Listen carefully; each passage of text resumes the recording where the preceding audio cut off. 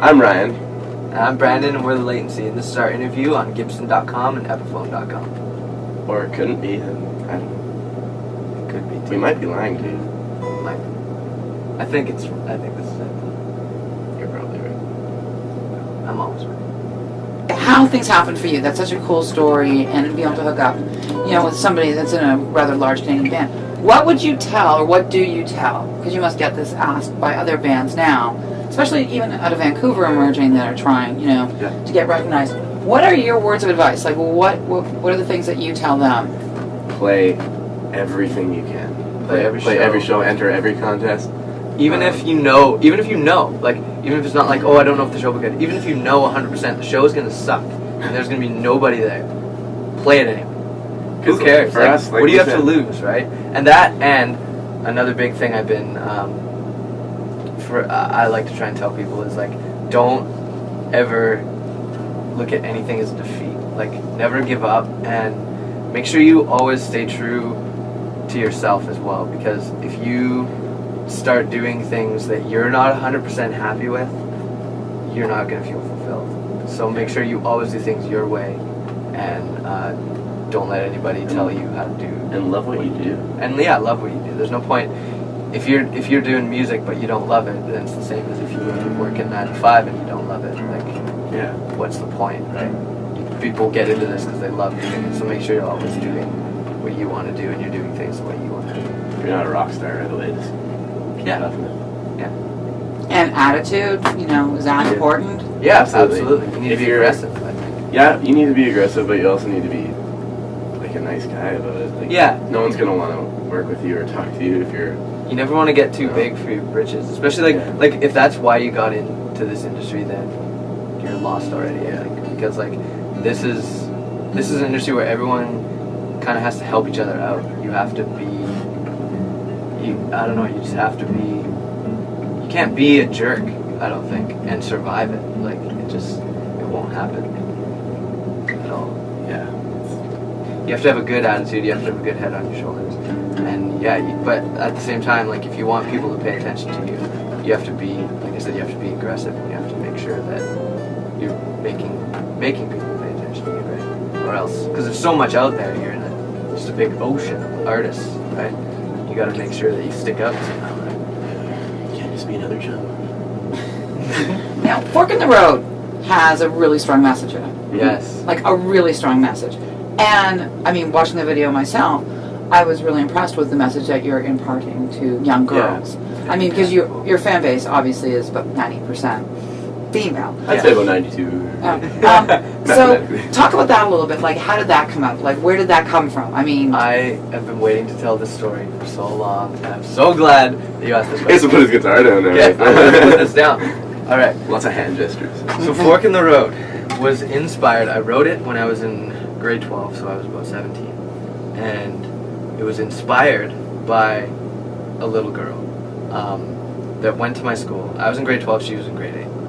And I had just seen her around school, and I'd run into her and been in the same classroom as her a few times. And I just remember thinking, she was this, little blonde girl, and she was just so happy all the time. So vibrant and happy. I remember thinking in my head, I've never seen a human that positive about everything. She almost had a shine about her. Yeah. And then I find out a couple months later that she stopped coming to school, and I was like, I wonder why that is. And I find out a couple months later it's because she was diagnosed with lung cancer. And then I was like, how can someone with that kind of problem on their shoulders still manage to be so positive? And we did a few benefits for her to raise some money. We did 3. And she ended up passing away later that year from the cancer.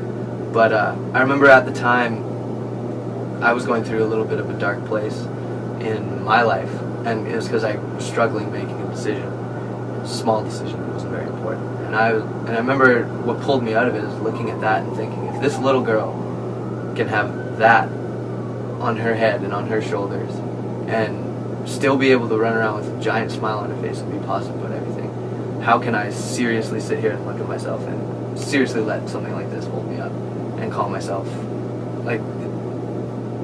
it just inspired me to kind of snap myself together and be like, get real, kind of thing. And so that's what inspired Fork in the Road, which is kind of just a song about decisions. Like, life is a string of decisions, and you can't let them hold you up, because there's no way to know what's the right and wrong decision, and nobody can tell you because no one else knows either. You just got to make whatever decision feels right to you, and you got to make it with conviction.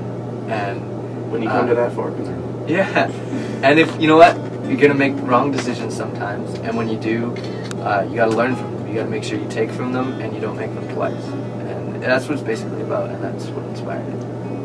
Nice. Yeah, and with the video, we didn't want to single out someone, like, as much as we wrote it about her and stuff. Like, we didn't want to just say like it's only about this. Like, it's about everyone's decisions in life, right? It's like, yeah, I think what we wanted to try and capture with the video is young girls specifically, the major issues that kind of every young girl faces going through high school and growing up, and because I think there's about 4 or 5 issues that kind of every young woman faces at one point or another in her growing years. So that's kind of what we wanted to capture with the video. Yeah. So, I have a trivia question that I'm asking everybody. So it's not just you. Everybody's getting the same question, and we're kind of taking a poll at the end and seeing how, because you'll be able to find these up on Gibson.com, netphone.com, on who possibly is going to get the right answer, and, you know. Oh no, we're so not getting it. So, here it is. Okay. It's the Olympics. Yeah. Obviously, hockey is a big Canadian issue here. Yep. Men's gold medal round. Right. Finals. Who are the 2 teams? Who's it going to be? I know. And what's the final score going to be? Oh, the score. Okay. I know the teams. Okay, you say the teams, I'm gonna guess. Canada, Russia in the final. I agree with that. I don't think the States are gonna make it this year. The States are too young. All their players are really young. They're fast, but they're not. They're wicked fast, but Canada and Russia are dominating. I think they're going to end up in the final. yeah, Score? I hope it. Call this wishful thinking, but I'm going to say Canada's gonna take it. 5-3 for Canada. You know what? I don't know. I'm gonna say it's gonna be higher. I think But I think both teams are so good that they 7-5. won't be 7-5. 7-5? Canada So 7. you're going for a big scoring game. Yeah, because I just think there's so much. Everyone's too good, and the goaltenders are really good too. But if you have like, Tough one, man. that's why I don't get about All-Star games. It's like there's so many good players. Like, how do the goalies even keep up? Like, you have a hard enough time playing against regular season teams. You have six guys that are NHL All-Stars and stuff. Like, Yeah. I say 7-5. 7-5. Russia, Canada. There we have it, the Latency's prediction for And the it's gold so medal. not going to be right. Go Canada. So thank you guys. It was a real pleasure. Thank and we'll be able to find you on Gibson.com and Yes. Episode.com. Thank you very much for having me. Thank you.